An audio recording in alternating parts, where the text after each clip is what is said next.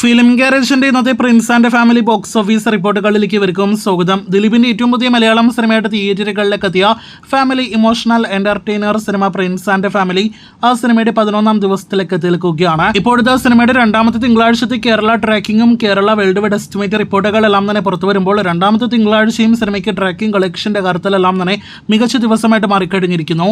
ഇന്നലെ ഞായറാഴ്ച ഇതേ സമയം 80 ലക്ഷത്തിന് മുകളിലാണ് പ്രിൻസിന്റെ കേരള ട്രാക്കിംഗ് ഗ്രോസ് എങ്കിൽ ഇന്ന് തിങ്കളാഴ്ച 43 ലക്ഷത്തിന് മുകളിലാണ്.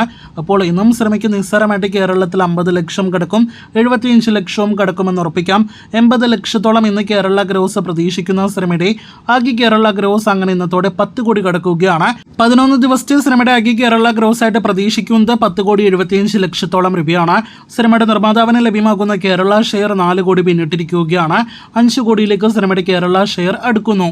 ഇനി വേൾഡ് വൈഡ് എസ്റ്റിമേറ്റിലേക്ക് വരികയാണെങ്കിൽ ആദ്യ 10 ദിവസത്തെ പ്രിൻസിന്റെ വേൾഡ് വൈഡ് ഗ്രോസ് 15 കോടി 40 ലക്ഷം രൂപയാണെങ്കിൽ ഇന്നത്തോടെ 11 ദിവസങ്ങൾ കൊണ്ട് പ്രിൻസിന്റെ വേൾഡ് വൈഡ് ഗ്രോസ് 16 കോടിയും കടക്കുന്നതാണ്. 16 കോടി 25 ലക്ഷം 16 കോടി 50 ലക്ഷം റേഞ്ചിലാണ് ആകെ 11 ദിവസത്തെ Prince and family world wide gross ആയിട്ട് പ്രതീക്ഷിക്കുന്നത്.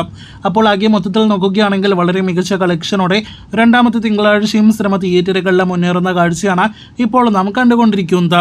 അപ്പോൾ ദിലീപ് നായകനെത്തിയ ലിസ്റ്റൻ സ്റ്റീഫൻ നിർമ്മിച്ച പ്രിൻസിന്റെ അടുത്ത ദിവസങ്ങളിൽ ഇത് ഉൾപ്പെടെയുള്ള ബോക്സ് ഓഫീസ് റിപ്പോർട്ടുകൾ കേട്ട് പ്രേക്ഷകർ കാത്തിരിക്കൂ.